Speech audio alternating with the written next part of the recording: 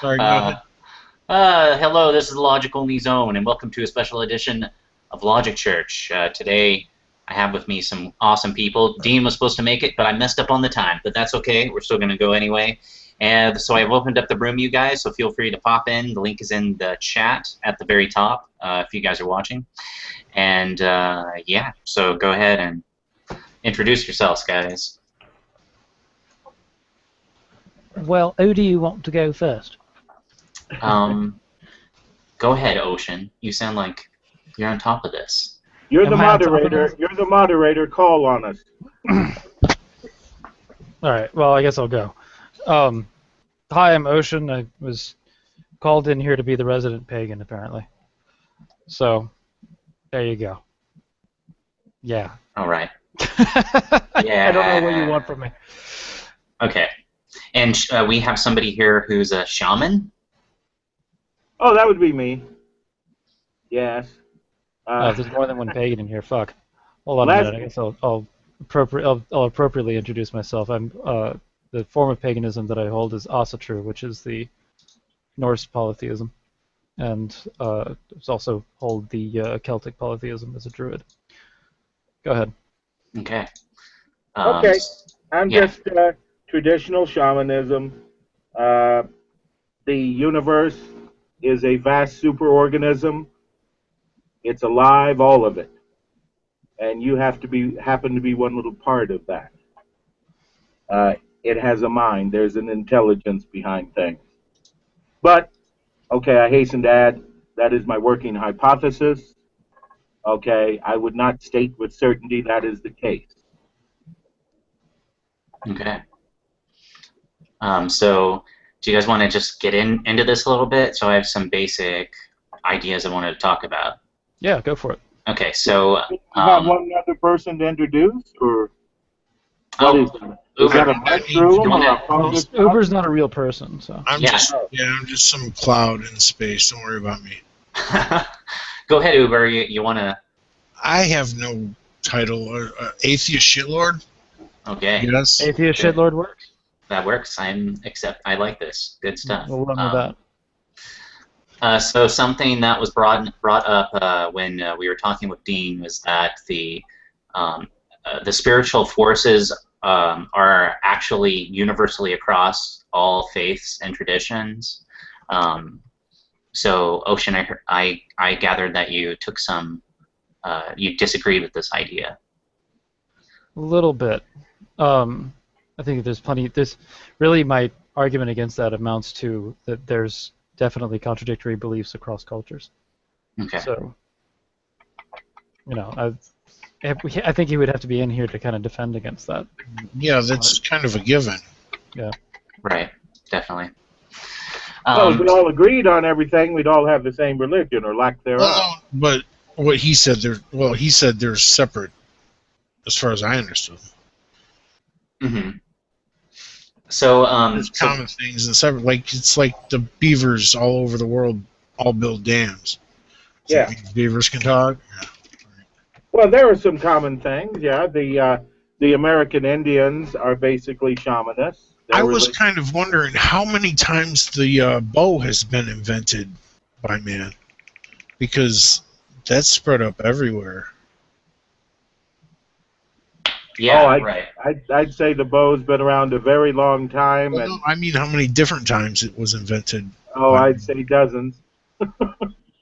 Probably Yeah. quite. I would think quite a few. Right, so one could assume that that's basically what happened. I mean, people are coming up with the spiritual type stuff, and it's like reinventing the bow. Well, yeah, like what I was going to say about if someone was talking about the universality of certain spiritual beliefs, and I was going to point out the American Indians are a different kind of shaman than the European shamans. The American Indians have medicine men. Saxons have wizards. Okay, so I'm not a medicine man. I'm a wizard because I'm a Saxon, and I go along more or less with kind of a druid-ish kind of belief system. So what does that entail then? So what do you believe as a shaman? I believe that nature is alive, okay? That the earth is alive and everything basically is alive. The entire cosmos is a vast superorganism. I might be likened to a mitochondria in an individual cell in a human body, right? But it's all linked together, it all functions together, and it all needs to function together. Plus, when I am in an old-growth forest, for example, I feel a damn sight stronger. I feel much better in every conceivable way the closer I get to very old, well-established nature. So, and I believe we're all interconnected, kind of like Jung's collective unconsciousness, you know. You've got the subconscious, and then below that, you've got the unconscious, which all humans share. All right. I think it is likely that we are connected in some way like that, and that explains, extrasensory perception. You know, two twins are so closely connected that in many cases, one twin knows exactly when the other twin died, even though they're thousands of miles away. So, yeah, I think on a very fundamental level, all things are interconnected. We need to figure out how we fit in best with everything else. Then we know what we should be doing. Right. Wow, that just made so much sense to me. You're converting me.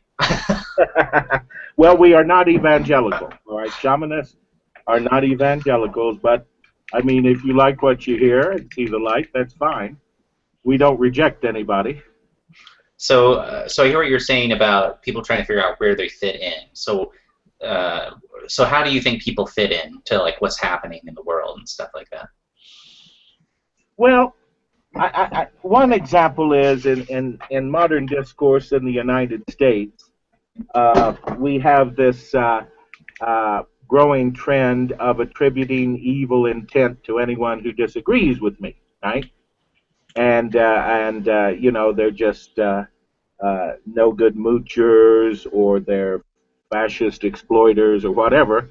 I think we all need to understand that we're really not as super different as we try to make out, and that a lot of this tension between people, at least in the United States, is due to the fact that it makes us easier to control if they keep us at each other's throats. Okay, and by them I mean the leaders. All right, divide and conquer. Okay, right. So all this intolerance. Have you been to my hangout before? I feel like we covered these ideas. I'm not sure. I think I was once upon a time, and then the train of events was such that I kept trying to, but couldn't for a long time. Because we talked about this stuff last week, so. Oh, did you? Yeah, okay. That's exact stuff. Yeah, but anyway, continue. I don't like to be repetitive. But, no. It's wonderful. It's nice to hear that. So, go ahead. But basically, conflict interferes with your. I want to say inner harmony, but maybe a better word would be frequency level. Okay. Well, see, I'm sorry. Go ahead and finish. No, that's okay, Uber. I want to hear from the atheists in the crowd, too. Oh, well, I was just having a conversation with somebody earlier about, actually, when I have a conversation with somebody and they say something that upsets me or bothers me, I don't see that as a bad thing, because it's just something that makes you look at, your beliefs and thoughts, and that's not necessarily something that's a bad thing. Well, what if you look at your beliefs and thoughts anyway, but you don't let it upset you or bother you? Well, I mean, yes, you can only, the only thing you can control is your reaction to things, but you can't sit there and tell me that you don't see things or read things or hear things that upset or bother you. I mean, it's just human nature. Unless wizards are immune to that. When I read about shit that ISIS is doing, I get really upset and offended. Okay, right? well, that's my point. It happens. But it's your trigger. It doesn't make you less of a person for it. But it's a matter of your trigger level, okay? A matter of your trigger level. I just hate that word. I'm sorry. Well, I mean, if you want to be really upset with people who are raping, pillaging, and plundering, I'm all for you, man. I want you to be upset with that, okay? But I mean, take the Donald, okay, and the Bernie. All right, let's look at this. This is wonderful theater, okay. Now it's got nothing to do with the American people choosing who will lead them. That was decided a couple of years ago. All right, this is theater to let us have the feeling or the delusion that we're actually in charge. All right, they go through all this glorious dance, and then they get up and they promise us anything we want. All right, they Politics tell are us, fucked. I'll give yeah, you. they tell us what we want to hear, and then they go up there I think we're kind of getting off topic, though. and do Yeah. whatever they want.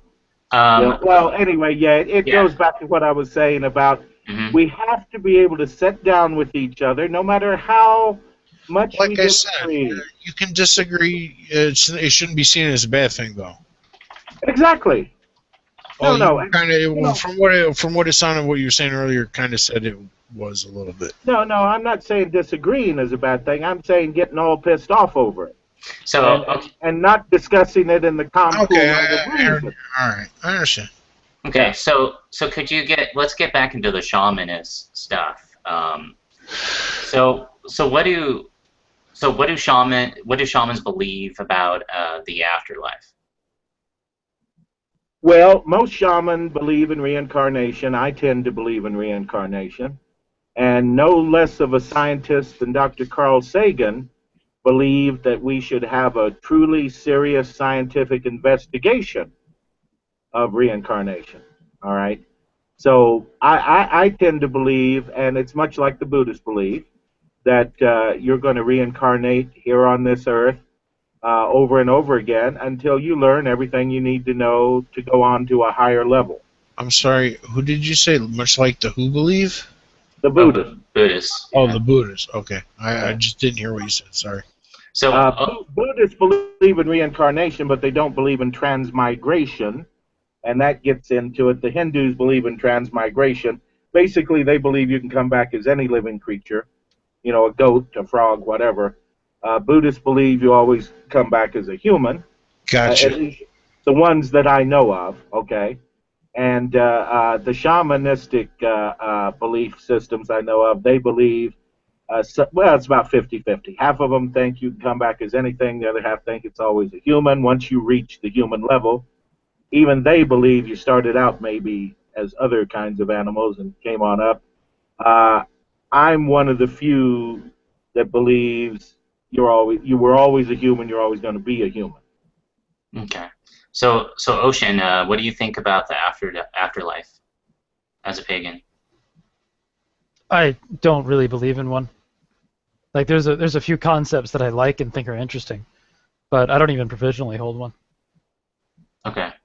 So you don't believe in Valhalla? No. Oh, As- okay. Like it's part of the legends and the stories and so on, but it's something that I think is an interesting idea, but I don't hold to it. I like Kitchen's quote about, people ask him, well, what do you think happens after you die? So a lot of shit happens. It just doesn't involve you. Yeah. That's Do not you really think an answer based on the afterlife, but do you think that affects you at all, Ocean? That you don't think there's an afterlife? well, of course it does. I think that your position on that informs a lot, but yeah, the reason why I don't believe in it is because I don't really have very much sitting in front of me which I can conclude that one exists. So I simply operate as if there isn't one. And if there is one, I'll be pleasantly surprised. If there is one, or if there isn't one, then it's like whatever. I won't be around to be upset if there's no afterlife. It's fair. So you just enjoy being alive. yeah, I think that living life with the expectation of an afterlife can cause you to miss chances in this life. Okay. Mm-hmm. Even provisionally holding it. I think that some of the stories and ideas about what an afterlife is are interesting, but I'll go with there's a lesson from the stories about the afterlife in Asatru, which is basically that if you live a life that is meaningless, you wind up going to the realm of hell. Hellsgard? Yeah. Or the Helheim, sorry. You wind up going to the Helheim. And there the Nidhogg will feed on your soul. Because that's where the purposeless people go. The people with purpose, one of the gods will find some kind of use for you. You either go with Odin, or you go with Freyja, or maybe you go to some other god that has another purpose for your soul. Mm-hmm. The Helheim is for those who just aspire to nothing. And I've got no interest in aspiring to nothing.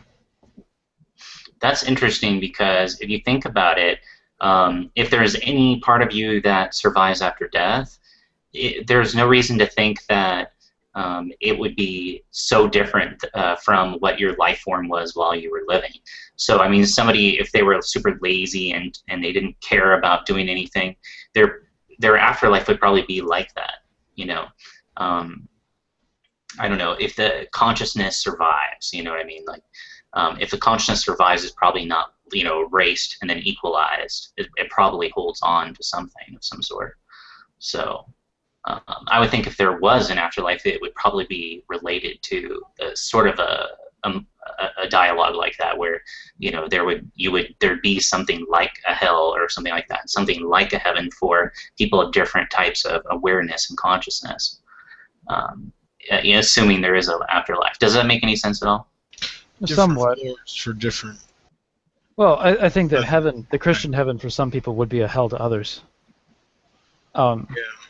So it's like I'll agree with that. Yeah, in my shamanistic beliefs, you go to a place which is on a higher plane, review your life, discuss it, and then you got to make a decision whether to come back or not, and try to learn the lessons you failed to learn the first or the 100th time around.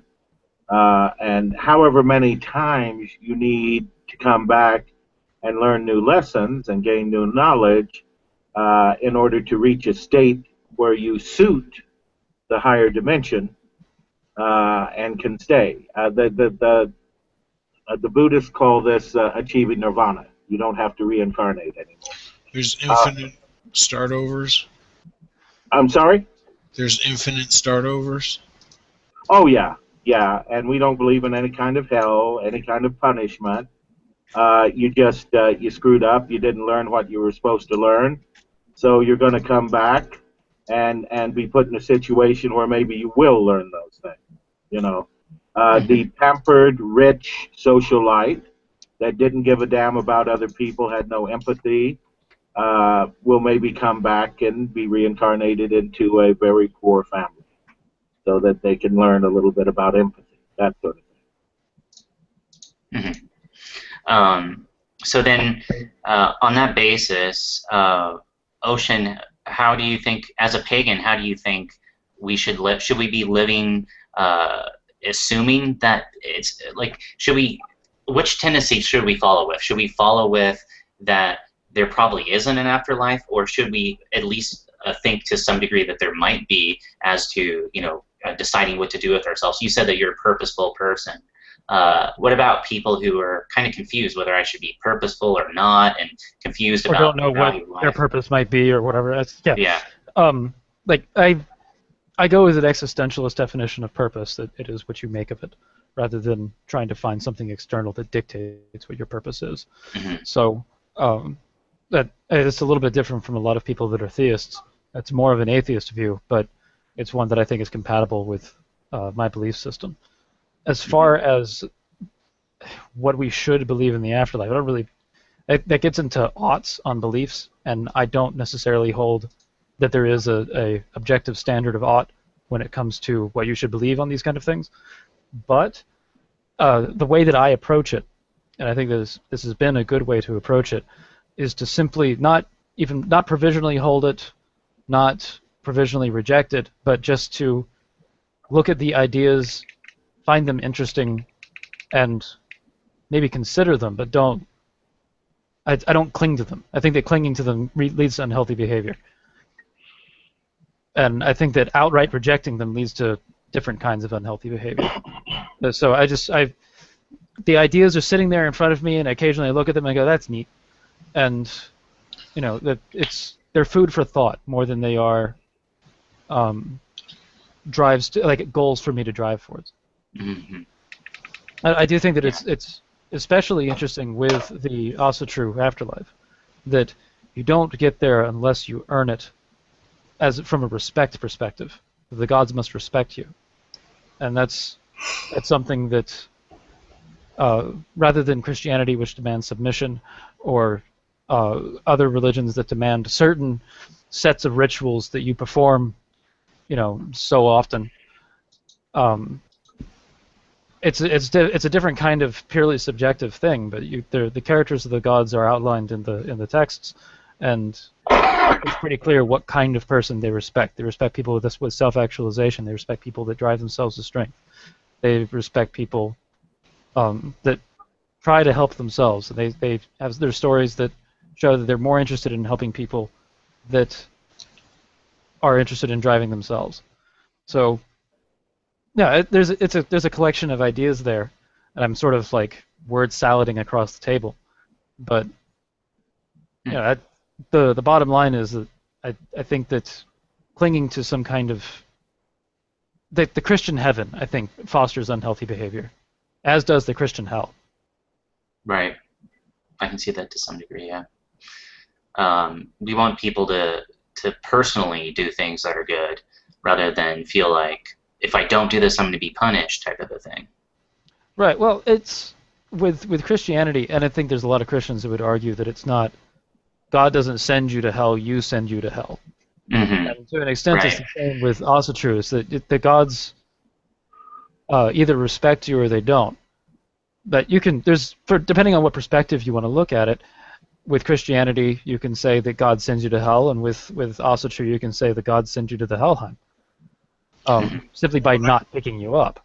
What I don't get is they think that God started everything off with a set plan.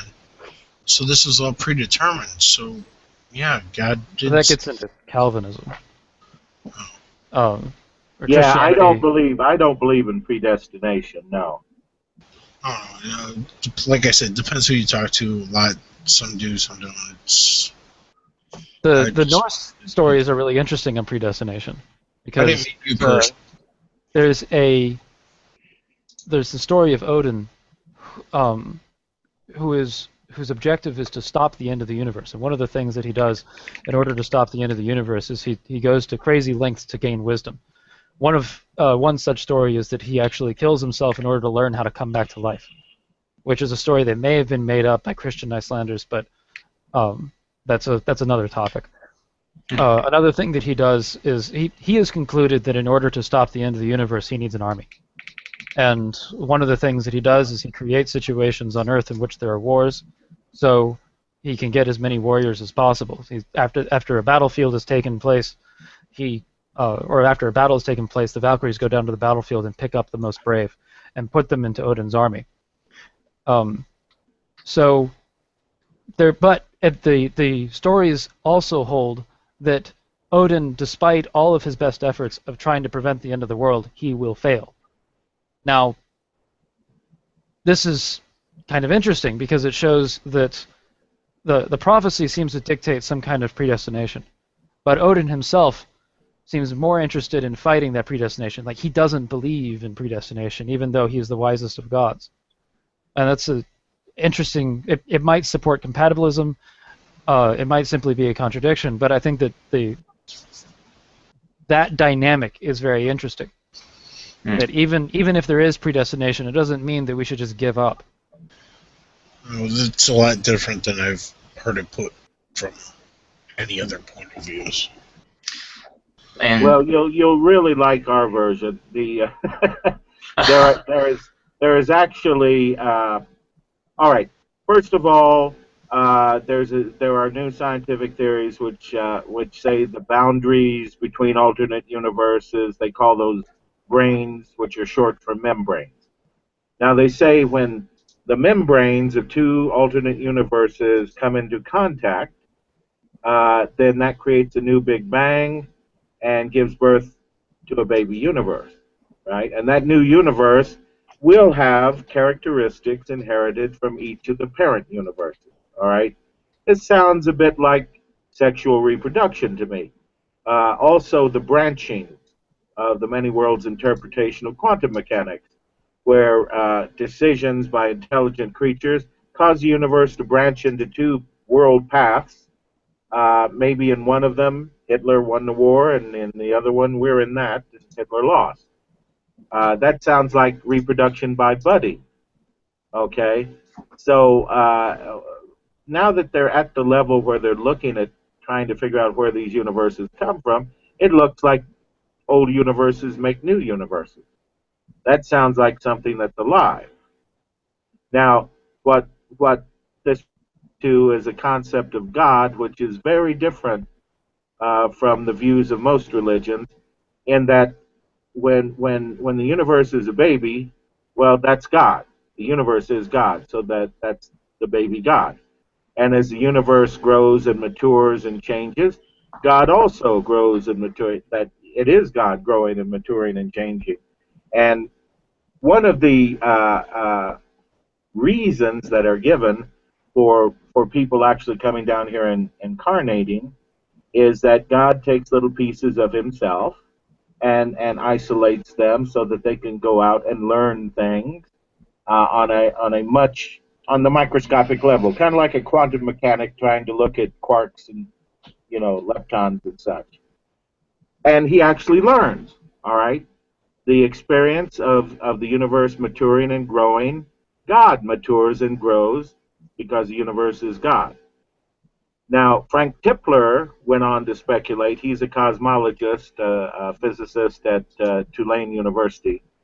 And he went on to speculate that maybe we should think of God in two ways. The growing God, or the manifest God, and then the transcendent God. And his take on, he still believes in an oscillating universe. Big Bang gets so big, then it contracts, and you get the big crunch and a new Big Bang, right? And so he says that when the entire universe becomes a point again in the big crunch, right before the next Big Bang, then all the knowledge of the universe is contained in that one point, and that is God transcendent. That's adult God, okay? And he has learned everything he could learn from this evolution of this particular universe. And just maybe, no one knows for sure, but Tipler thinks there's a way for information to pass from one cosmic cycle to the next. There's just too much there for me to analyze. There's a lot going on. Well, That's a giant basket of goodies.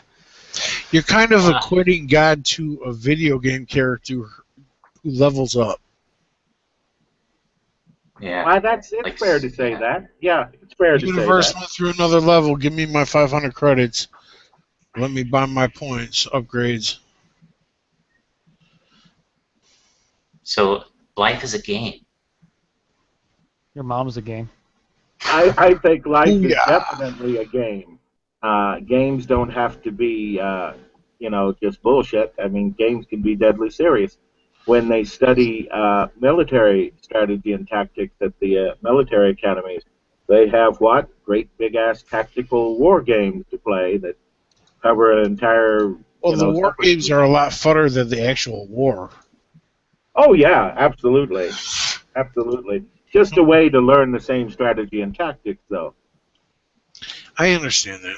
I'm not promoting war, but I'd rather go to a war game than a war. Oh, yeah, absolutely. I'm not into war either. I think that one of the worst things we could do is kill each other. Yeah, it's rather pointless. But here's something interesting. So Ocean, I was really interested with the story of Odin, how you were saying how Odin's trying to create like an army, like that's it, in order to stop the end of the universe. Do you look into that at all? Like, what do you think about it? Because like it just doesn't seem like a wise thing to make an army. Well, according Yeah. to the stories, there's descriptions of what the end of the universe is going to be, and there's a number of things that happens in the stories. Fenrir eats the sun. There's something else eats the moon. There's a You snake can that go lives ahead and call it below. Ragnarok. Say what? You can go ahead and call it Ragnarok. It is Ragnarok. Yeah. But yeah, it's Ragnarok is the name that is given to the end of the universe in Norse mythology, and so at that point the Fenrir eats the sun. There's a serpent that comes out of the earth. The serpent is the cause of earthquakes, and it comes out of the earth. There's the Nidhogg escapes from Helheim, and it's a dragon that's supposed to be the size of galaxies. It's a pretty crazy shit. It starts happening. So, I think it's the end of the Voluspa. I've got it right here. Let me pull it out. I can do the thing. Yeah.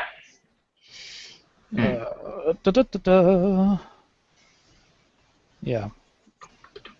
Okay, so wizard. Here it is. Wizard, my friend.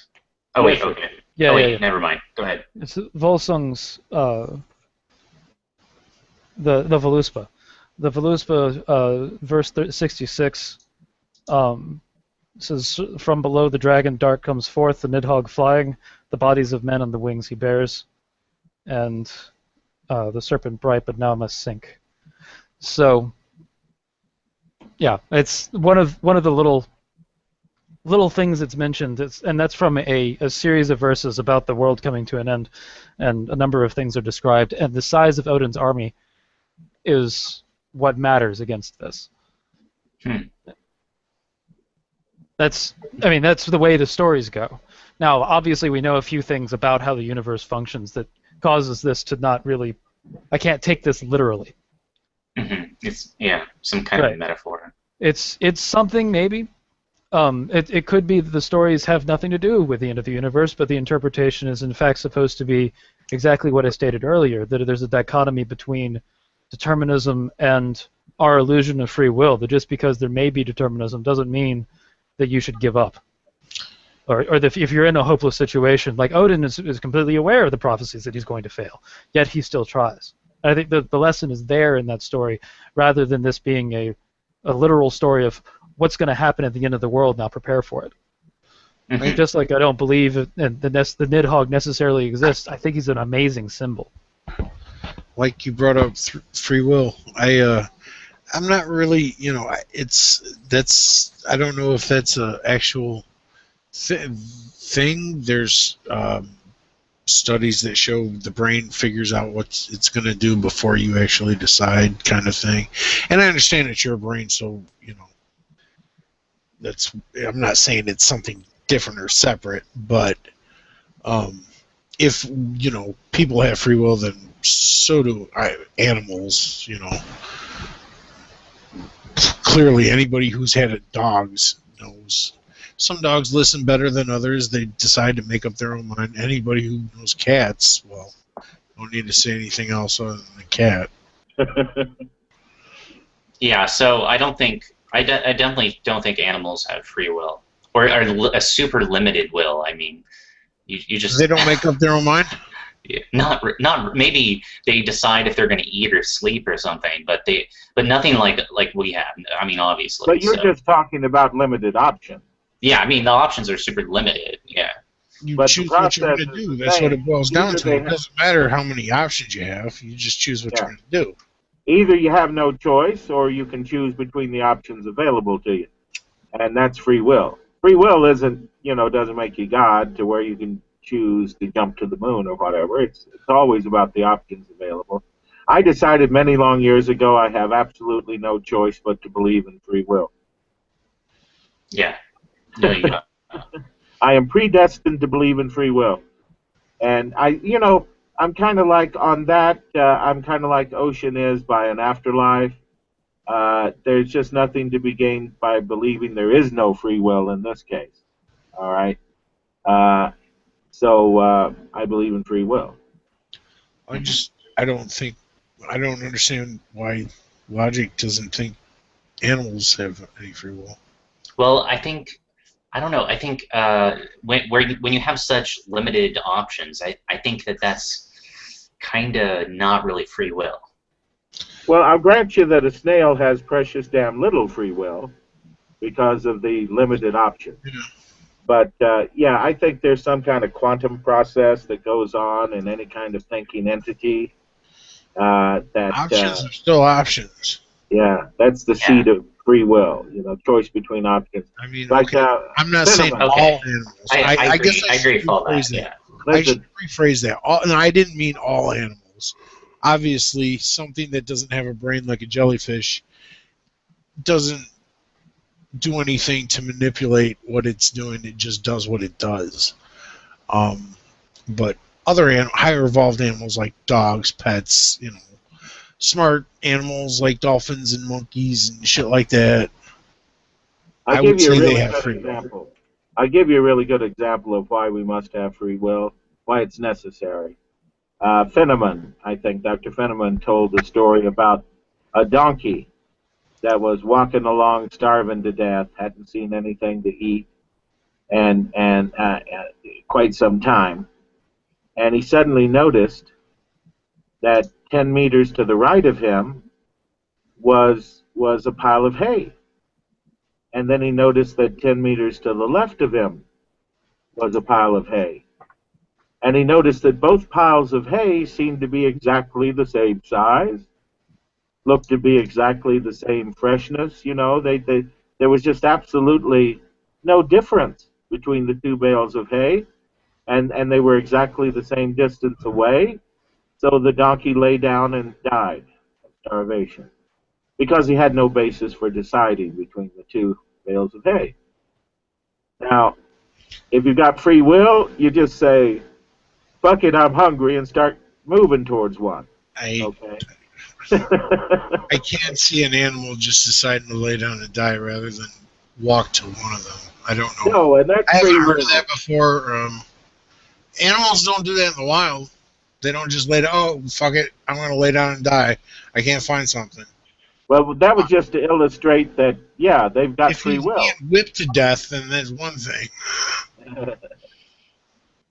So something that we were talking about is that basically people have to develop. I think that was coming from both of you, that you have to develop yourself. And Wizard was talking about the idea of reincarnation, where you have to decide if you're going to come back or not. And it's all about this growing in wisdom and trying to develop yourself or something like this.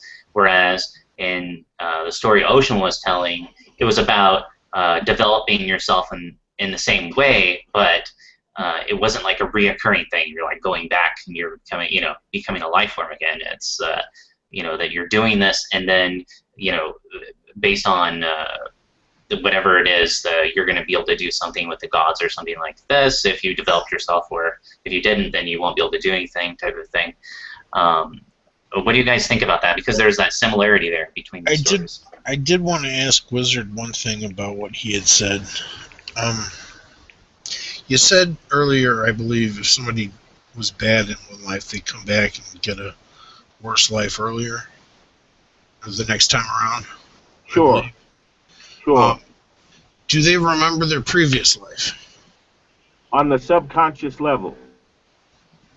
So how well is that able to help them understand why they're being punished?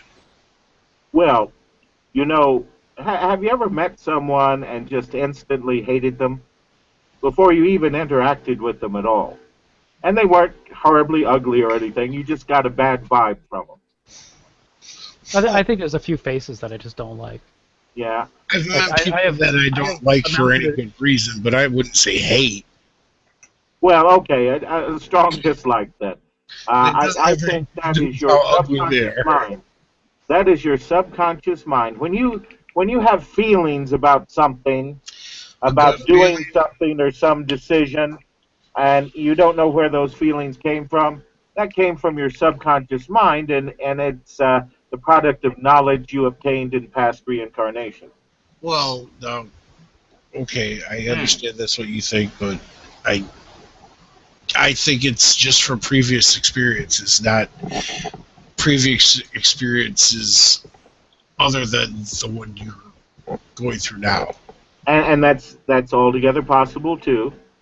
I I'm just understand. I saying, heard you. I heard your disclaimer earlier that you don't yeah, have any proof. this is a working hypothesis for I'm not me. trying All to. right? I'm not trying to argue your knowledge. I just. No, argue away. I don't mind when people disagree with me.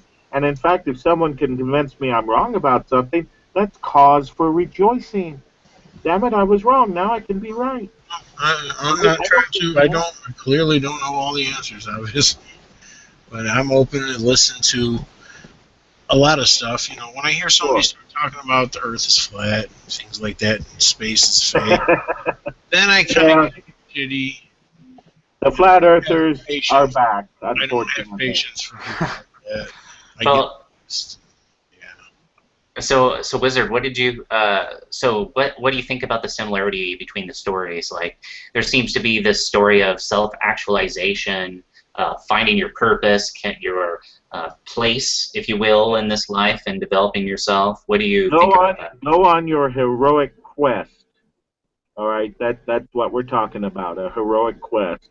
And yes, that's, I mean, the holy men of the Far East especially advocate going on a quest, and your quest is your own personal quest. You know, everybody doesn't do the same thing. You know, in Ocean's case, his people want to earn the right to hang out with the gods, to be respected by the gods. And in the case of my sort of people, we want to earn the right when we are uploaded to cosmic consciousness again, just stay there and not have to become a subroutine in another smaller unit again and be downloaded back into this. Okay, and that's the way we look at it. All right, I am a download, a subroutine from the cosmic consciousness, and you know, I'm a knowledge sponge. All right, I'm here to experience, to learn, and when I die, I'll be uploaded back to cosmic consciousness, who will then know everything that I had found out down here as a lowly mitochondria. And then maybe we have a little talk, and then, well, there's more things I need to learn. Doggone it. I wish I could stay, but no, it's obvious from our discussion. I need to go back, right? Hmm. And so that's the way I look at it. And Okay. by the way, I don't give Christians a hard time. It's altogether possible. Christ was a download for a specific purpose, or maybe Buddha or whatever. The other religions don't have to be wrong for mine to be right. Okay. Okay. So then, Ocean, what did you think about what he said? Sorry, Wizard, you can go on. But I just wanted to stop for a Well, second to see what that's a Ocean good thought. pause point. I'd like to hear what Ocean has to say as well. Yeah. I feel terrible. Don't- I glazed don't over get for a second. I apologize. Yeah. So what he was talking about was that. Actually, Wizard, could you paraphrase yourself? So you were talking about how your belief has a similarity but a contrast in regard to the purpose, finding your purpose in life and self-development and stuff like that. Well, yeah, I was saying that for Ocean's people, it seems to be about gaining the respect of the gods and becoming a better, stronger person, and for people like me, it's about learning what we need to learn. And yeah, it's the same kind of deal, only we're not doing it to gain the respect of the gods. We're doing it so we can finally be perfected to the point of being allowed to stay in the actual afterlife. I mean, when you're reincarnated, you're just coming back to this life. Oh, So, right. It's trying to escape the cycle, right? yes, trying to escape the cycle. Exactly. And I and many of my friends think of it like being downloaded from the cosmic computer to a special subroutine in a special area in the computer, and then after you've done your thing here in this life, you get uploaded back to the cosmic consciousness, who then knows what you have found out here, and either the cycle needs to repeat or it doesn't. This is interesting because I'm going to do a couple of things. I'm going to bring a little bit of Eastern spiritualism into this. It's a lot of what you're saying is akin to, and I think you mentioned it earlier, is akin to Buddhism about achieving nirvana. And one of the way to escape the cycle is to let go of everything that keeps you in the cycle. And I think that's interesting, but from my perspective, I kind of like the cycle. I think it's fun. There's a lot of things in here to play with, and there's a couple of passages in the Tao Te Ching, or maybe in the Hua Ching. Anyway, Taoism that says that there's two paths to enlightenment. One is the acknowledgement of everything, and another is the denial of everything. And I think that the spiritualities that you and I are talking about are two sides of the same coin to a certain extent, but you're trying to adhere more to the denial of everything. That there's a reaching of inner peace that you want to get to, and that releases you from the cycle. The Asatru approach is more about affirming everything and interacting with everything that you can, bettering yourself as much as possible. So I think that both are paths to a similar form of enlightenment, but they're different ways to get there. Perhaps. I don't know. It could be that there's completely different conclusions that come from these things. But I think that both wind up making you a better person. Mm-hmm.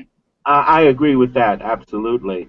And the thing about shamanism is we fully acknowledge there are many, many paths. There are many, many ways to become one with cosmos.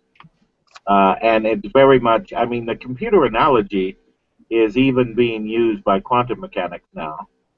They say when you look at the universe on the very tiniest levels, it looks like data storage and manipulation more than anything else, like qubits. Okay? Well, maybe that indicates that the thing they're studying is thinking. Doesn't prove it, okay? But let's get back to the heart and root of people's resistance. I know the atheists resist the thought of any kind of life after death, not only because they don't believe in God, but because they believe that we are purely a conglomeration of matter. It is the materialist paradigm, the worldview, okay? And so by this view, when we look at a brain under a PET scan, and we see that certain areas of the brain light up before someone expresses a strong emotion, or maybe they light up when they're afraid, or this other area over here lights up when they're doing mathematical problems or whatever. We look at that, and if we have already the premise that that's all there is, that brain is all there is, there's nothing but matter and energy, and the brain is an organized form of energy, so organized we call it matter, right? So when those different areas of the brain light up, someone starts to talk, and a certain area lights up, which is the speech center. And so we immediately conclude that that piece of the brain gave rise to this, because it was coincidental with the speaking, all right? Yes, Uber, go ahead. Just wanted to ask, do you think that there's something that's outside of the brain that's non-physical that is... I absolutely do. Getting the brain okay. And I was headed in that direction, but let me go on with my analogy. Go ahead and finish. I'm sorry. Right. We see these just want to make sure we're on the same page, that's all. Yes, sir, no problem. We see these various areas lighting up, and we conclude that they are giving rise to the phenomenon we're observing. When we see someone talking, a certain area lights up, and we say, voila, that's the speech center. That's where the speech comes from, right? Now, if you believe the materialist paradigm, then of course this is the only conclusion you can come to. But if you look at, say, for example, an old-style 1960s tube television, right? and we've got plugged in, it's powered up and energized, and we turn on the switch that shows us a picture. Well, certain tubes inside that television set are going to light up when that picture to produce that picture, and then you add the sound to it. Well, certain other tubes are going to light up as the sound comes to us. Okay. Now, in this case, we know better than to conclude that these tubes are giving rise to the picture, giving rise to the sound. The picture and the sound's coming from someplace else. It's acting as a transceiver. Okay, and yeah, I've had that thought before as well, that was a possibility. right. So correlation, coincidence does not prove correlation. I'm sorry, but the thing is, we know where the waves are coming from. They go to the television or the radio. You can find them. They're made. We know they're sent. We know how they're made because we made them. We sent them. And when I say we, I mean humans. When you're saying that things interact with the human body, and specifically the human body only, that do not involve physical properties, then that's where it gets mushy.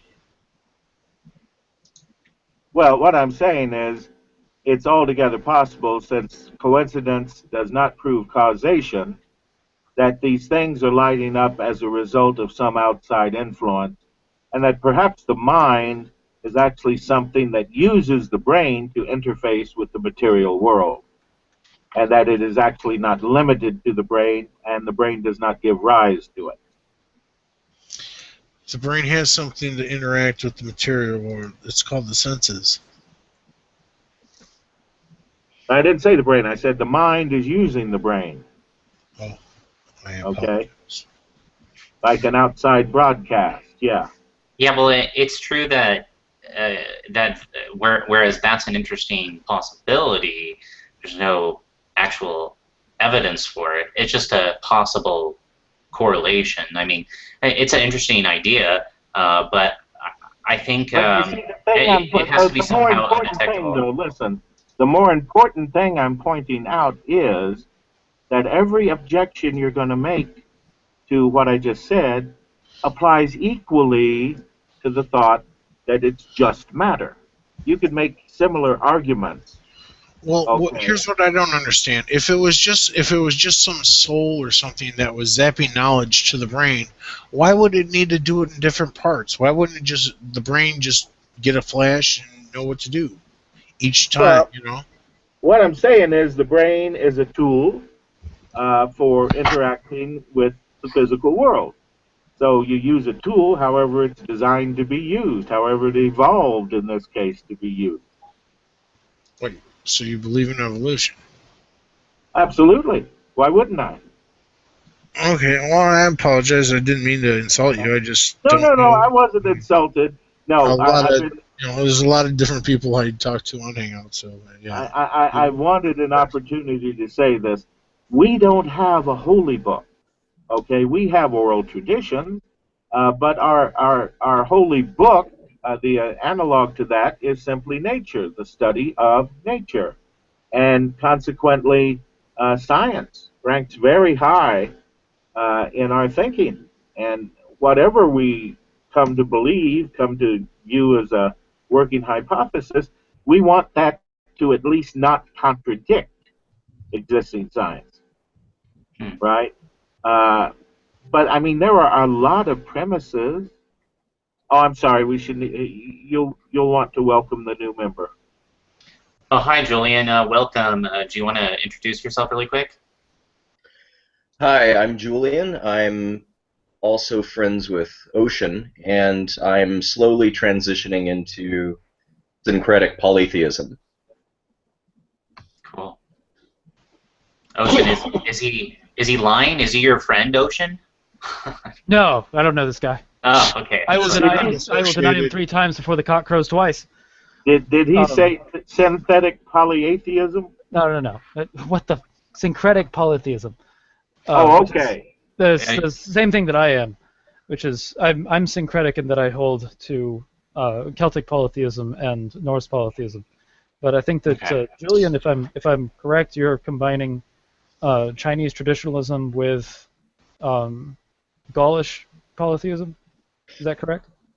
Yes, in some way. I have an altar right now, or a domestic shrine to 3 different Chinese deities, and I've been contemplating making.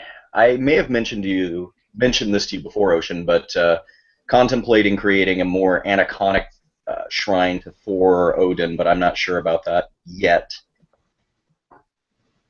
So what makes you interested in this belief system? I've Polytheistic religions and indigenous religions in general have always been something that I have been fascinated with. I would say that I was initially drawn to it from a more historical and anthropological perspective.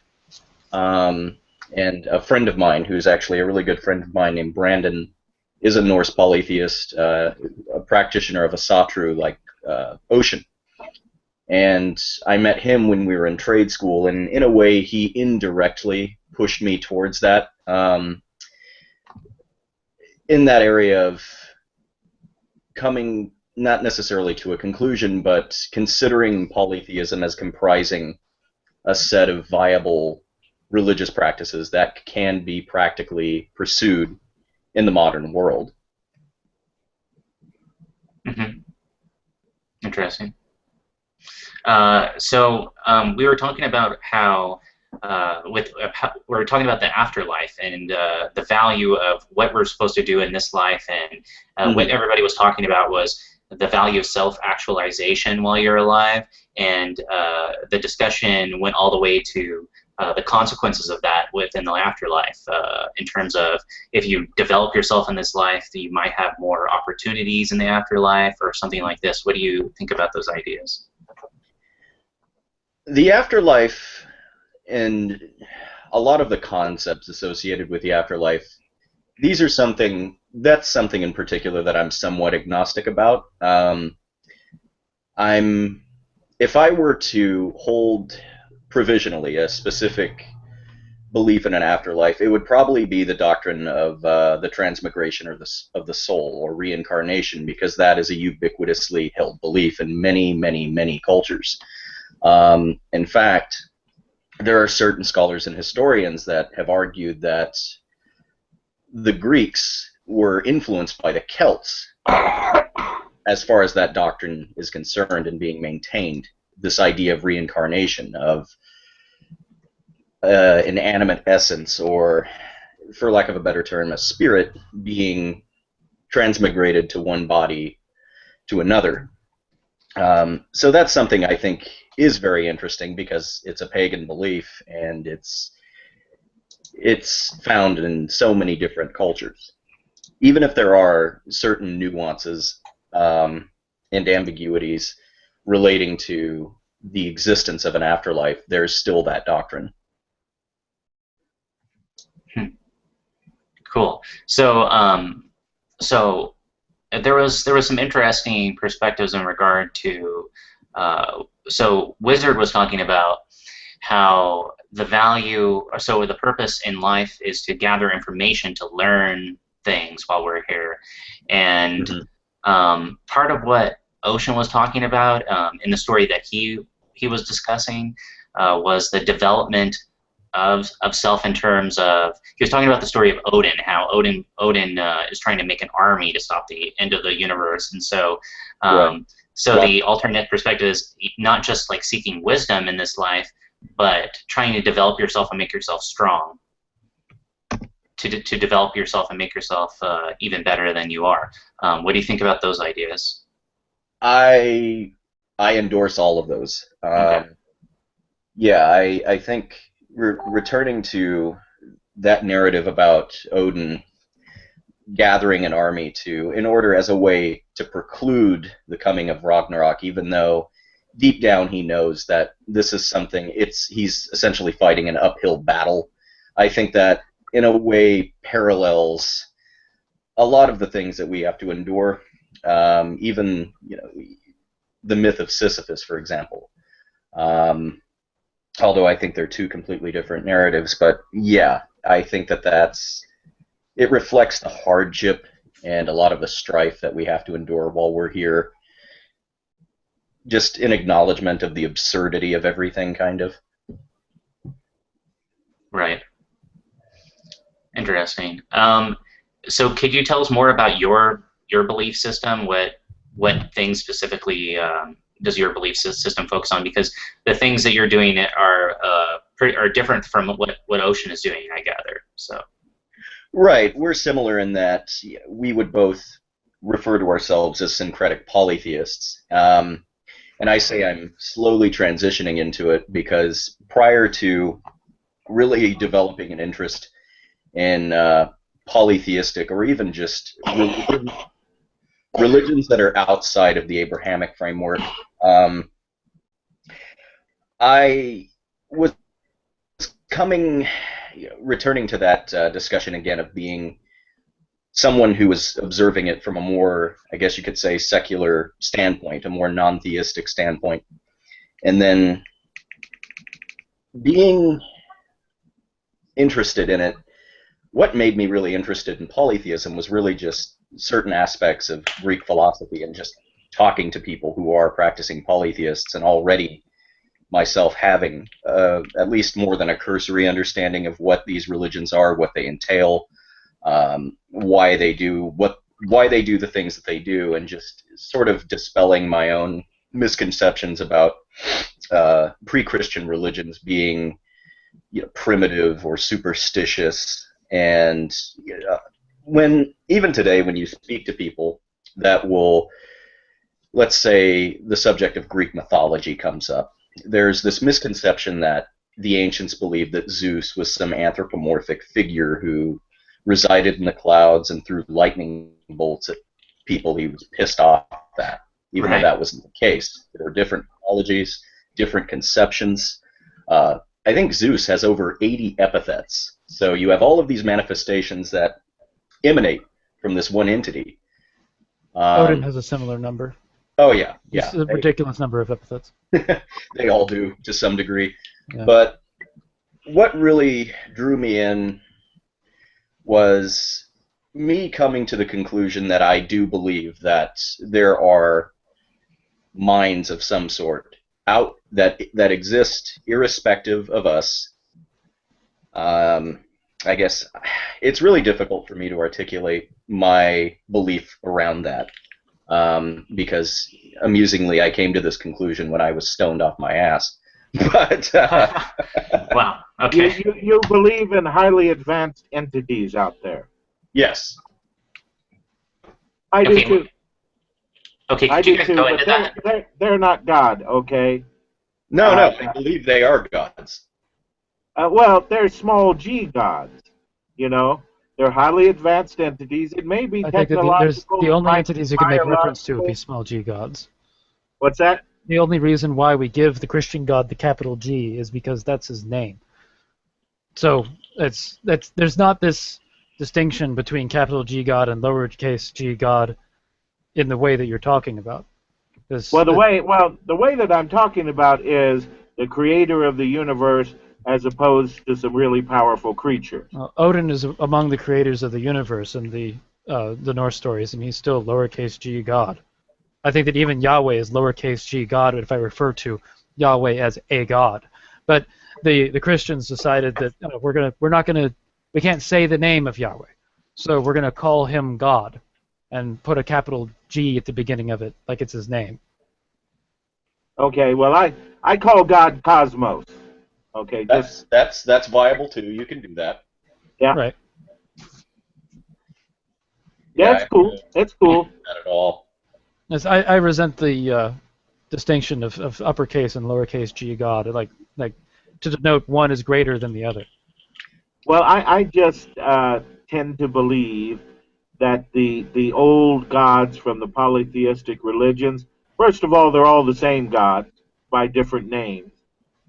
They represent the same group of entities, and I tend to think of them as highly advanced extraterrestrials or time travelers or perhaps alternate reality travelers. But, you know, they're like us, only they're like what we're going to be 1,000, 2,000, 3,000 years from now.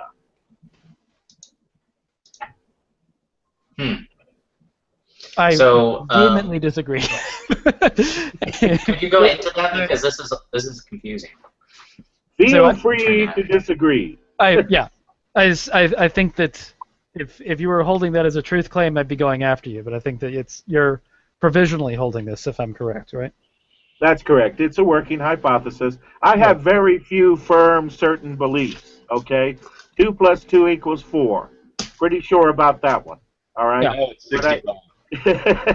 But I tend to consider most everything else contingent and having a little bit of uncertainty to it, at least. Okay, so if we were to speak of gods like this, are there good and bad gods? I'm a moral non-realist, so Oh, okay. good luck with that. Well, I think Okay. in Norse mythology, didn't Loki serve pretty much the same function as Satan for the Christians? Not really. Not necessarily. No, he was more of Loki was a trickster, and I don't know. It's really multifaceted when you consider gods like Loki or Hades. that archetype of the trickster god, because there were times where they could have been benevolent, other times they were neutral, and then there were more times where they just really wanted to fuck somebody up just for fun.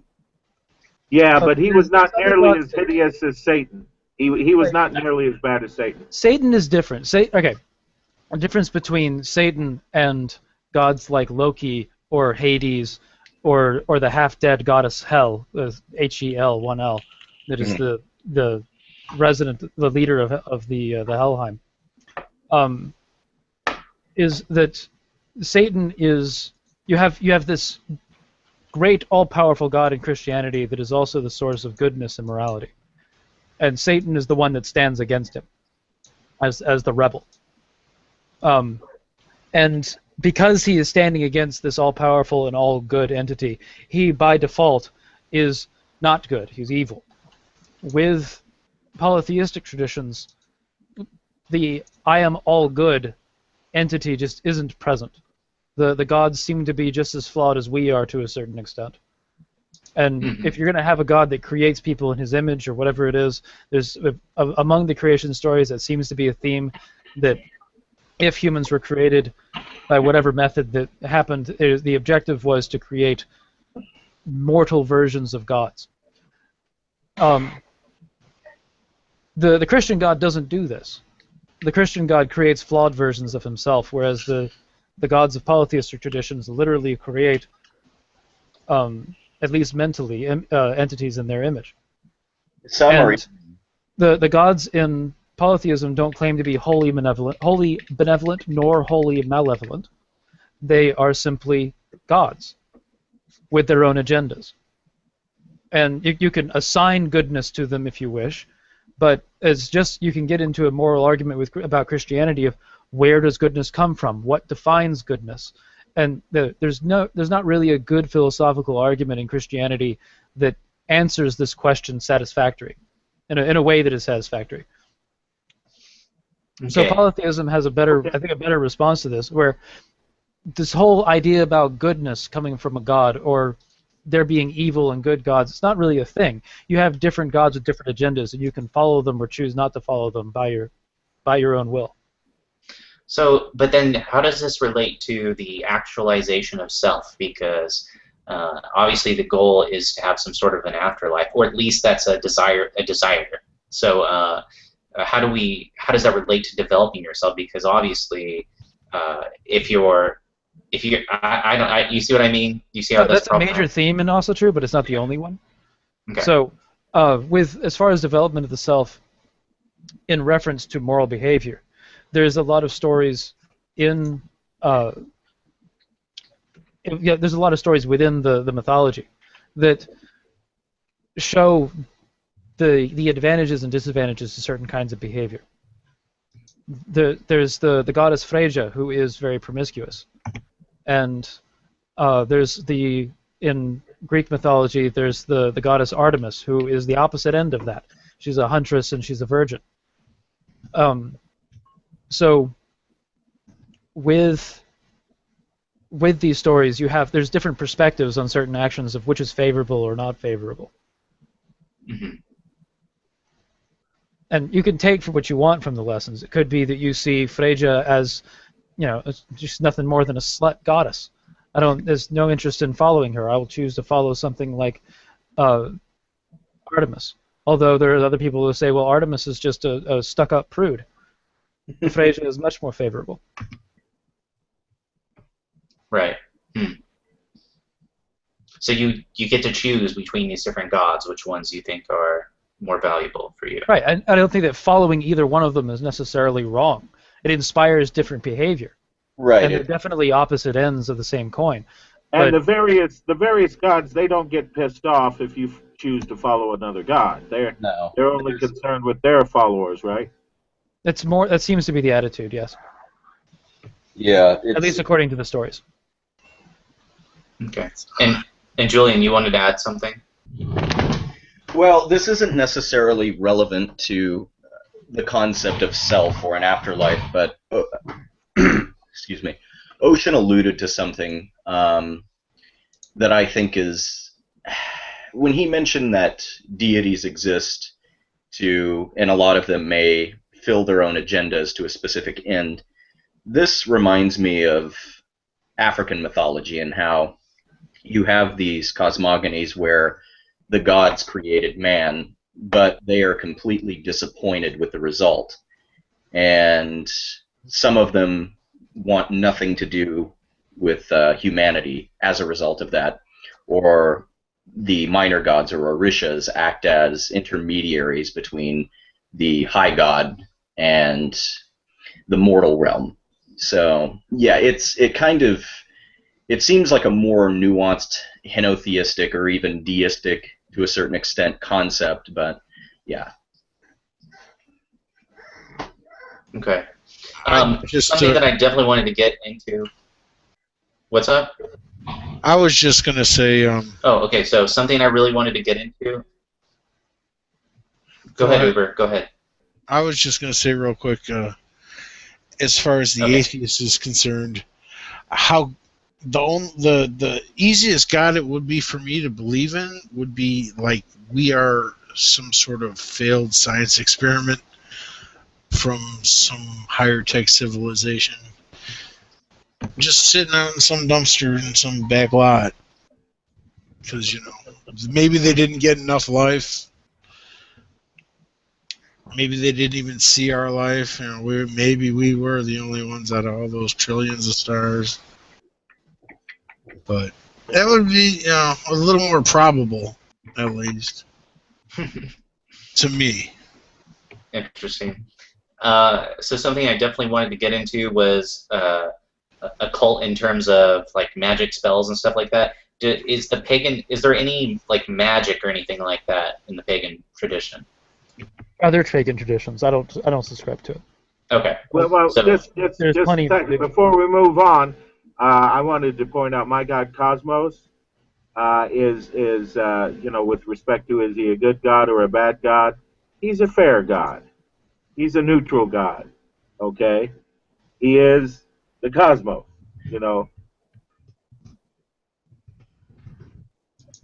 Mm-hmm.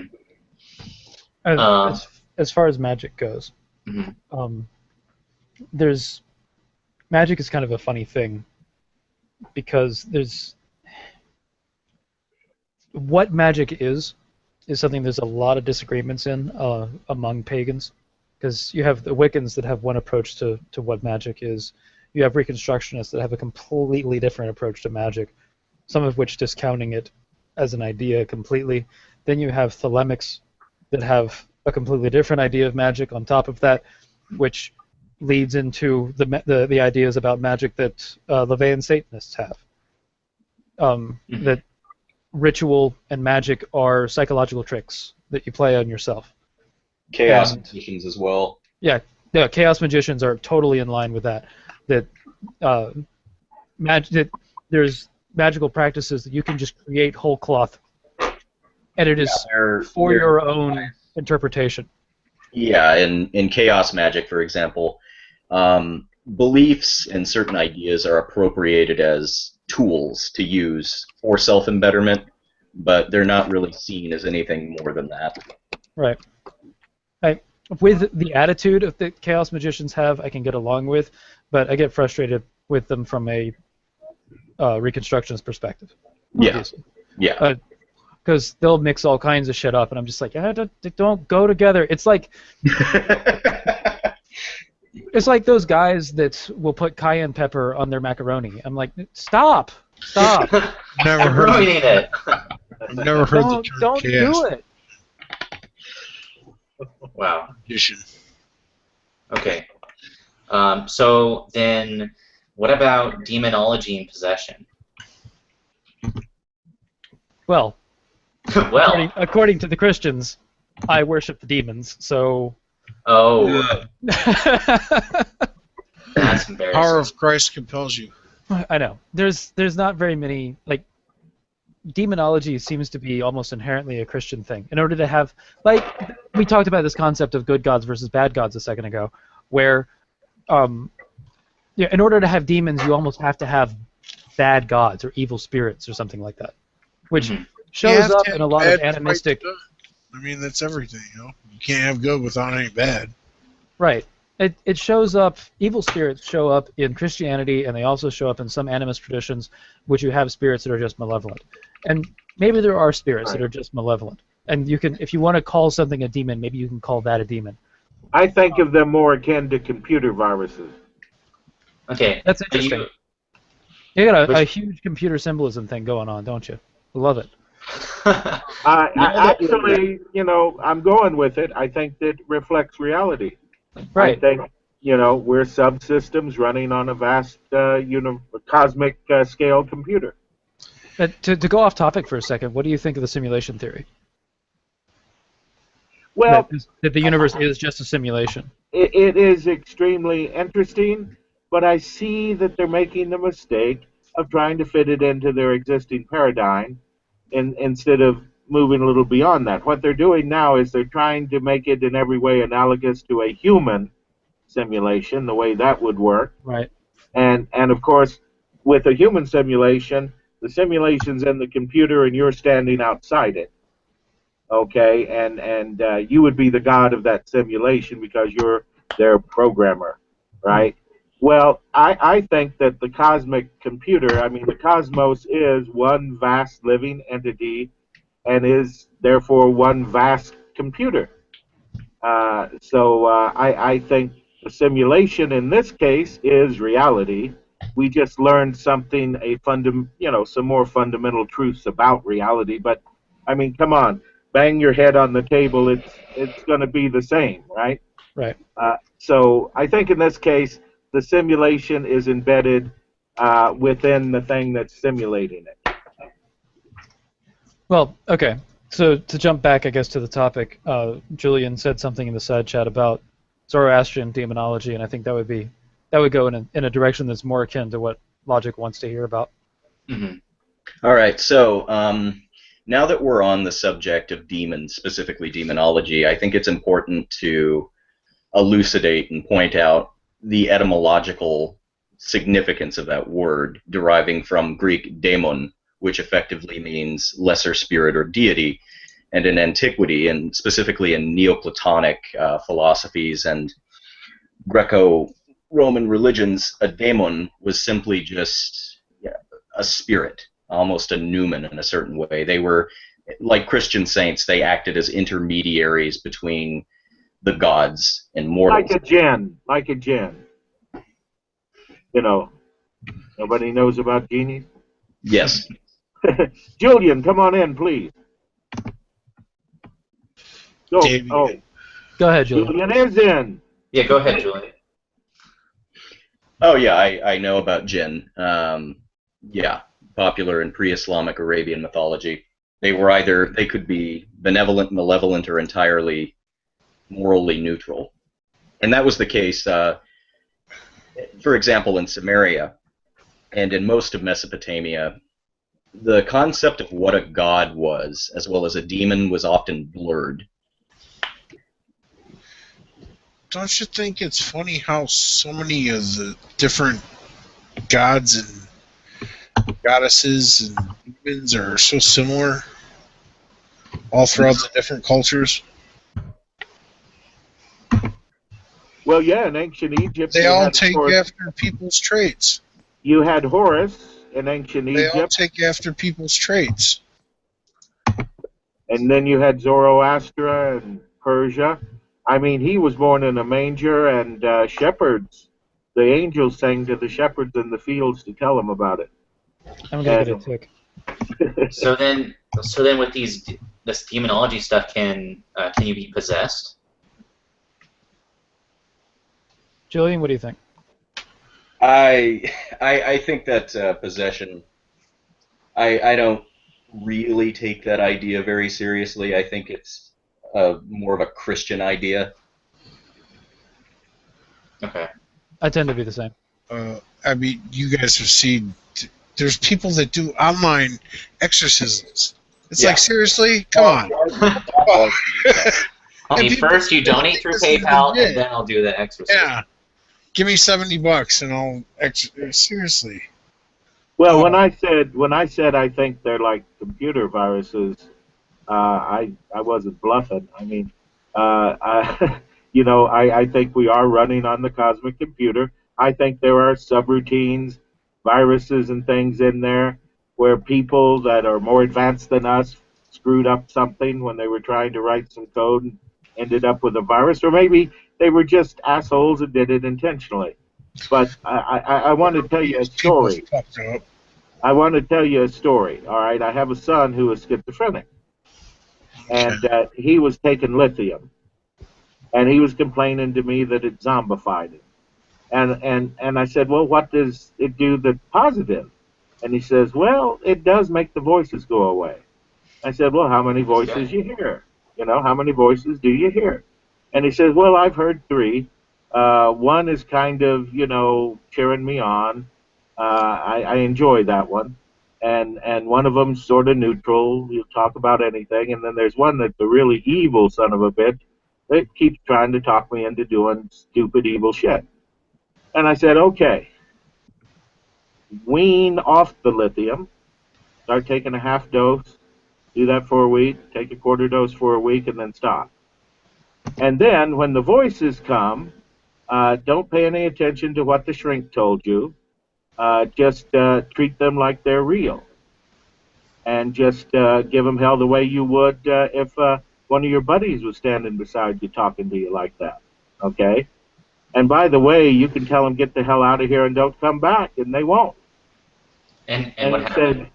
said, I never thought about that, but, okay, I'll try it. And he did it. And he said, Dad, the evil one's gone. He hasn't come back for like 2 weeks, man. And I'm not taking anything. I'm not taking lithium anymore. So now, was this just a convenient tool to use? Was it really something inside his mind? But by projecting it outward, and you know what I mean, maybe it was just a valuable tool. But then again, maybe there was something actually messing with him, and he dealt with it like it was real and got rid of it. I hope he was okay after the situation got done and said with. So, he's fine now. He just gives them hell if they bother him. Cool. Glad he's well. I'm trying to think of something else to talk about. Well, I wanted to, I wanted to talk about the main objection to life after death, which is the materialist view that the brain gives rise to consciousness. Okay, and I gave my little example of where correlation does not imply that the tubes in the TV are creating the picture and the sound. The fact that they light up when it's being shown. Okay, Right. But I wanted to go a little further with that and go on to the near-death experience. Okay, and I know all the objections to it. Well, the brain was just oxygen starved. He was hallucinating. Da da da. But there have been a flurry of well-documented cases where the brain waves were flat, the heart was flat, the doctors were furiously working on this guy to bring him back, and when they bring him back, he says, "Yeah, I saw it all. I was floating up at the ceiling, watching every little thing." But you see, the deal is the brain was not functioning at that time. All the waves were flat. Yet these people recount things that were said in the course of trying to revive them, and can give them the sequence of events, what they tried first and second, third. They actually have information. You know, there's machines that are not really 100% accurate all the time. There's been people that have been in their coffin lately, as of recently, been pronounced dead and set up because they weren't dead. If the heart has stopped and the doctors believe it cannot be restarted, they declare a patient dead, even if they've got brainwaves. Yes, and there's places where it happens where the equipment is just not good, and they assume someone's dead, and they're not actually dead. It happens still today. And of course, that can absolutely happen. But we've got dozens and dozens kind of of what you're cases. I don't think there's dozens and dozens. There are. Well, actually, I just typed "is there life after death" into Google, and this popped up. So it says, death is a depressingly inevitable consequence of life, but now scientists believe they may have found some light at the end of the tunnel. The largest ever medical study into near-death and out-of-body experiences has discovered that some awareness may continue even after the brain has shut down completely. And this is on March 12, 2016. And then the study is right here, so you guys can check that out if you'd like. Yeah. So there is some evidence there. Please. You want me to put in the side chat? Link in the side chat, brother. Please. You got it. Brother Logic. Okay, so this is what I was saying. Brother Logic, tell us the gospel of the afterlife. The Lord it has spoken. Or something like that. These sorts of things, though, tend to give credence to the proposition that something else is using the brain as an interface with physical reality. And that the mind is really something that uses the brain as opposed to something generated by the brain. And if that were true, then certainly I think that would open the door to life after death of some kind. Logic, which link were you reading? You just... So I just posted the Google search, so you'll have to read this study. I actually haven't read this study yet. It's just the one that comes up on the Right first here. link. The first 10 after death thing? Yeah, the Telegraph article. Uh-huh. There's other stuff too. Now, what I think your mind is software. I'm going to keep right on going with the computer analogies.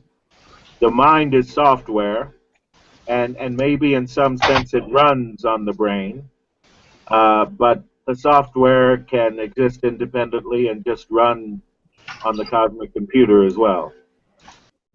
That's a hypothesis, again, by the way. I'm not killing anybody who disagrees. Oh, no, I didn't think you were Muslim. How kind of you. Thank you, Wizard, for sparing my life. Very kind of you. So, like, guys, anything else? I feel like we've covered a lot of stuff. So, Ocean, is there anything else that you, like, on the fly that you can think of that would be interesting to share with somebody who doesn't know anything about paganism? Oh God, there's a million things, but I can't. I got a question right now. if I can. Yeah, go for it, man. How many different things have Christians stolen from pagans? That's a long, long list. I know Christmas and Christmas, arguably Easter, although there's evidence both ways on that. Halloween, definitely. There's a lot of practices in, like, you know, the veneration of Mary can be argued as being goddess worship, or at least being appropriated form of goddess worship. There's a ton of pagan stories that have just been sanctified. Ow. like Saint Bridget is the goddess Bridget. Like that's a very direct appropriation of paganism into Christianity. There's a ton of saints that have just and there's also a lot of saints that were Christian, such as Saint Kevin, that are Christians that were very much influenced by paganism. Also, Saint Columba is a Christian that is very influenced by paganism. Pelagius, who wasn't sanctified but he was actually exiled from the church, is also very influenced by paganism. Yeah, they have very odd rules for who's a saint and who's not. Well, if the church favors you, then you'll eventually become a saint. A lot depends on like their body too. The It also saint, depends on a certain, like, you have to have like 2 miracles associated with them. Mother Teresa recently had 2 miracles associated with her, so she is now sanctified. There's something about if the body looks too decomposed. I don't know. the saints are deified devotees of Yahweh. Well, they're also deified devotees of other shit too. In the case of Bridget or several others. Mother Teresa was a horrible person. That gets into something else. But. Yeah. So I don't know. I thought the stuff that Wizard shared was really interesting in regard to man's connection with nature. I'm not sure that I'd want to be reincarnated. I think I'm more inclined to like the idea of there being an afterlife where I'm not recycled back into the ecosystem. How do you guys feel about that? Well, I don't like the idea of coming back as a cockroach. Yeah, Not no. very much. If such a thing were to happen, then I really don't have a say. So if it happens, That's it true. happens. That's true. But if I am coming back and I do have a say in it, I'm coming back as a pandemic. Nice. Why? That's terrible. Because I'm taking all you motherfuckers out with me. You're coming with me. Massive asteroid. Yeah. I think you have a say in whether or not you're coming back. But if you choose to come back, you're going to be put in the best situation to improve you. Okay, so life is an epic adventure. My goal should be self-actualization and growth, and I have to find myself a god to worship. But That's up to you. Is it so? It's an option not to choose a god, right? That's Yeah, that's entirely No. Ah, dang. No. The Vikings will come. That's what I wanted to do. Flash spaghetti monster for the one. I'll say quite simply as well that there's forms of symbolic worship. This might introduce a whole new topic but I've actually got to take off. But I'll introduce this, that there are forms of paganism that are atheistic. Mm-hmm. And like you can be an atheist and be asatru, for example, and simply view the gods as symbols that functionally tell a story, much like my personal view on the afterlife. You can have that view on the gods and say, I am an atheist, but these stories appeal to me for reason X, and I choose to learn from them and hold them dear. Okay. They're good symbols for my life and applying to my life. Yeah, I think that this was largely influenced by Jungian psychology, Joseph Campbell. But no, I don't think that symbolism is. I think it's a viable approach as well. Myth is made up of cultural symbolism. Ritual consists of symbolism, so these things are significant. Mm-hmm. Cool. I want to give a compliment to Julian. I met Julian when he was a wee lad that was just interested in paganism, and now he's a knowledgeable motherfucker. I was knowledgeable before I met you, motherfucker. I'm giving you shit. I have taught you well. Yeah, I think that you and Kevin pretty much you coerced me into your faiths. Oh. And said, if you don't Did he convert, come and knock on your door on Sunday morning? We're very convincing people. Yeah. Become a synthetic. now, Become We a have- polytheist or die. We Exactly. have 2 atheists in the group, don't we? Do we have 2 atheists, Uber? Uber and Logic, I believe. I'm an agnostic, but Oh, okay. That's Yeah. fair enough. Okay. Okay, so you say I don't know. Could be Yeah. a god, maybe I'm not. curious. Yeah. Okay. All right, and Uber. That's kind of my way. I'm the middle way, you know. He's provisionally open to things. Yeah. There you go. Just don't leave your mind so widely open that your brain falls out. Sometimes that happens, and I just gotta put it back in. You know, just There you falls go. down. Brush it off. It gets a little dirty, you know. He actually has somebody that follows behind him with a plastic baggie. Yeah. He's got a little plastic scooper, and he just. Yeah. Oh, here you go, Logic. If it Uber. falls out, just do the Ziploc thing and hand it to me. Everything will be Yeah. good. Uber, are you an atheist or an agnostic? Well, since everybody has to be so clear-cut on definitions, I'm assuming if I say atheist, that means I say there is no such thing as God. Right. Correct? Yes. Well, I don't know. I can't say that as far as the deist position would be. I will say that as far as I will say I'm atheist towards any of the main religions. Maybe, like I said earlier about the failed science experiment, that could be a possibility, but as far as any of the main religions, no, they all discredit each other. They're all full of shit. I'm sorry. Okay, but that's a different question. Okay. Well, like I said, we're trying to sit here and cut hairs and define shit, and it's hard. It's not just a yes or no, and obviously. Yeah. Right. But I don't mind. I tried to make it as clear as I could. I don't know if I needed I don't further. mind agnostics at all. Don't mind your kind of agnostic or atheist, whichever you wish to identify there.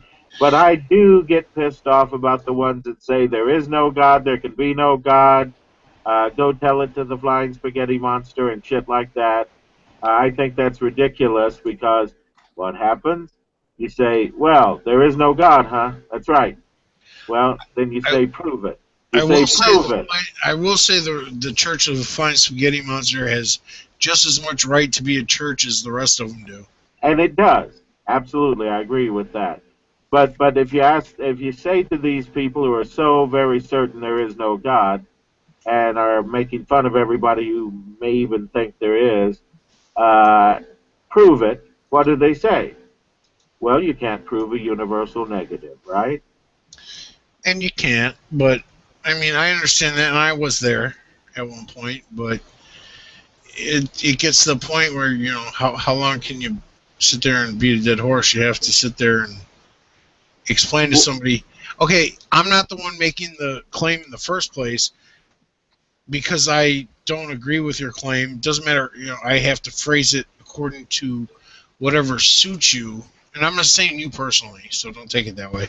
But you know what I mean. I have to phrase it according to whatever you'll agree with, and that's Uber. What if I told you you can prove a universal negative, and I can prove it? Okay, well, but save it for next time, guys. Because it's about time to end here. So you write that down. Yeah. I want to thank everybody for coming. I want to thank Ocean Keltoy. Did I say that right? Ocean Keltoy. Yeah. And thank you, Julian, for popping by unexpectedly. And thank you, Wizard, and my good friend Uber. And hello, Jess. Thank you, everybody, for coming out. I think we covered a lot of awesome stuff, and I hope to do this again with Dean so that we can get a Christian perspective on this matter. And, we should set up a sequel. Yes, we'll do part 2. Sounds good. All right. And let's I'm out. I'll see you guys later. Let's try to get a Jain and a Hindu and a Buddhist too. Yes, and okay. I can bring a small army of Excellent, pagans to. Guys, it was great fun. And I'll be back on Sunday at 3 p.m. Pacific time. So you guys are welcome to join me then. And thank you for coming. So. Adios. That's all, folks. Bye, guys. Adios.